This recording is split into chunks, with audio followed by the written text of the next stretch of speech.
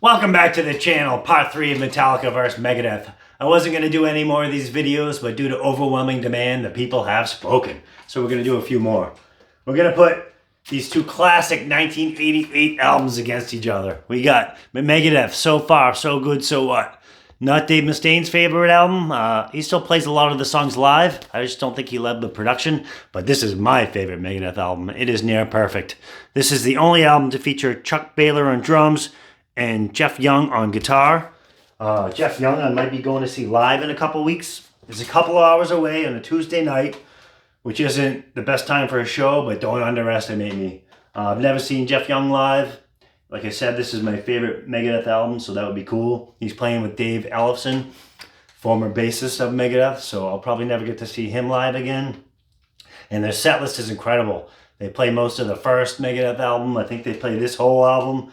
Couple off Peace Sells, couple off Euthanasia. Sometimes Chris Poland off the first two Megadeth albums shows up, plays a few songs. I don't think he's doing that this time around, but yeah, you could find me there. Going up against 1988's Injustice for All. Killer Metallica album. The first album to feature quote-unquote Jason Newsted on bass. As everybody knows, you can't really hear the bass on this album. And you know what? I don't give a fuck. The sound on this album is awesome. And I don't think anybody really gave a fuck until the internet came out. I never heard a word of it until the last like fucking 10, 15 years or whatever. You know, someone must have pointed it out. It caught on. Word spreads. People repeat what other people say, but no one cared. And there's plenty of low end on this album between the guitars and the bass drums. And I'm sure you can hear the bass in there a little bit. But anyway, this is when Metallica really started to bust out. They had their first video on MTV. Prior to that, Metallica was like an underground band. They like fought their way to the top their own way. They didn't have any songs on the radio. They never did videos or interviews, or very rarely did they do an interview. I know James didn't. It all changed when they put out the video for One. They really cut on and became massive. This is the album that made them fucking huge. It wasn't a Black Album, because they were fucking monsters. You know, this came out, and then, you know, people went and, you know, discovered all their old albums, and then they were just on top of the world, in the metal world. And I remember you go to the record store, and there was like countdowns for the Black Album to come out. So like, whether the Black Album sucked or was great, it was going to be huge no matter what. But yeah. Like I said, they were an underground band, a far cry of what they are today. Now they're so commercial. My friend Steve likes to call them the Walmart of rock, or the Walmart of metal, which is true. And people change, they get old. You can't stay young and angry forever. But they still piss me off, like, from time to time. They just announced a show at Mohegan Sun Arena in Connecticut. It's a 10,000 seat arena, which is small for Metallica, which is really cool. The tickets are $585 face value for the last row. I shit you not. I think it's pretty much a flat rate throughout the whole stadium, $585. Unless you get the pit or the floor, that might be a little bit more, or official platinum. You know, that's ridiculous. And I know Metallica doesn't set the prices. It's the promoters and whoever else. And Mohegan Sun is generally a little more expensive anyway, but Metallica could have got in the middle and said, no, we're not fucking doing that. You know what I mean? Ridiculous, $585. So yeah, I'm not going to that fucking shit. I digress. We're going to pit these albums against each other. I like to rank the songs from, I loosely rank them from my least favorite to favorite songs in each album, and then pit those songs against each other. See which one has the most songs that wins, and that'll be Loft Records' favorite album of the two. Surprisingly, this song, as much as I love it, was pretty easy to rank. This one, not so much. I could have interchanged some of the songs and been fine with it. This album has 9 songs on it. This one has 8. So I'm going to remove my least favorite song, To Live Is To Die. It's a 10-minute, pretty much instrumental. There's a spoken word part. It's long, boring, and repetitive. It's the only like black mark on this album, I think. I think I know why they did it. Cliff Burton actually wrote the riff, or one of the riffs to the song, and the lyrics. So most of the lyrics, the spoken word part that James does. So they probably wanted to include it for that reason.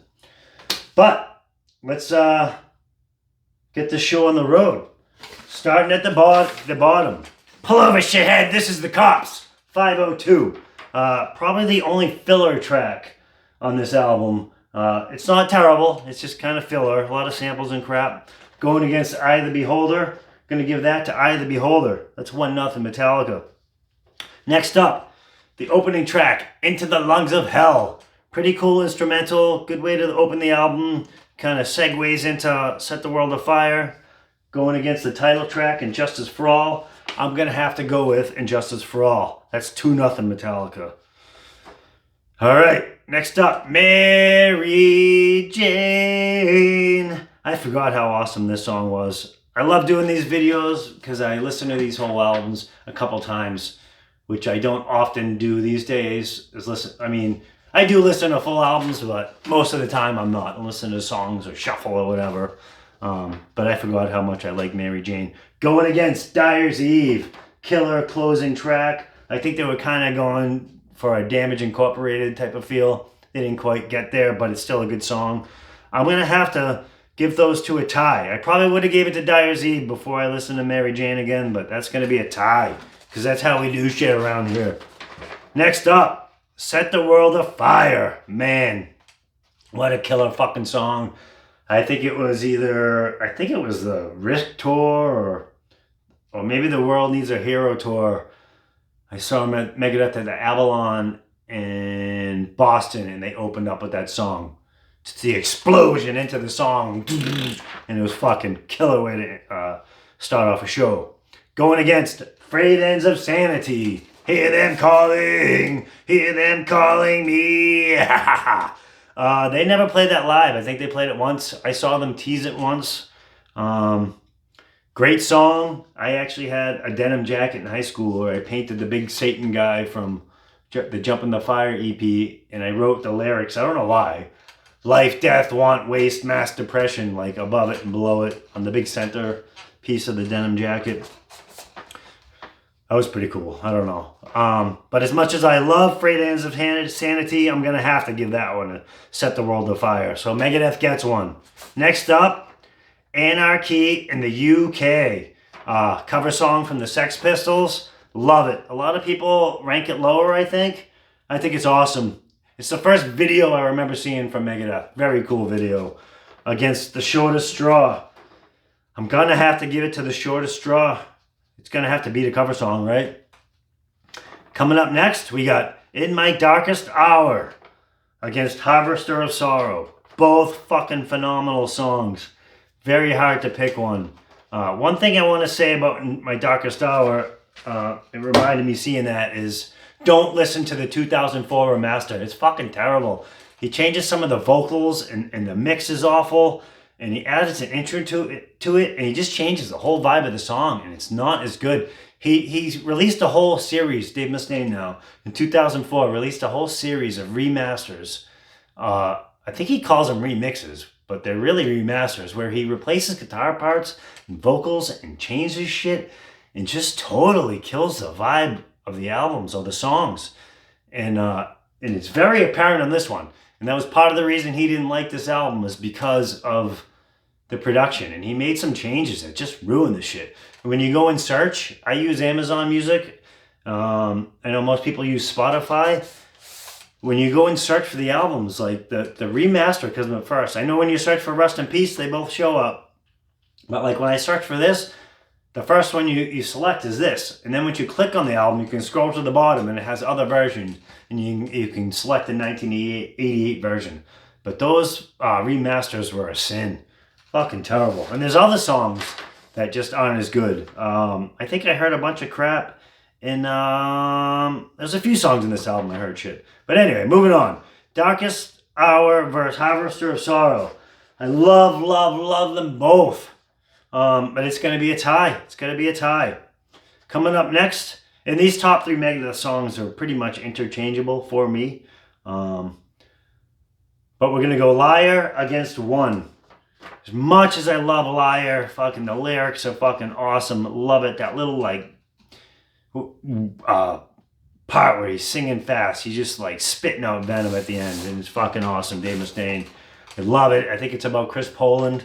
But as much as one is an overplayed song, it is a phenomenal song. Back in the day, so many guitar players started learning guitar to the intro to that song because the very, the opening notes are easy.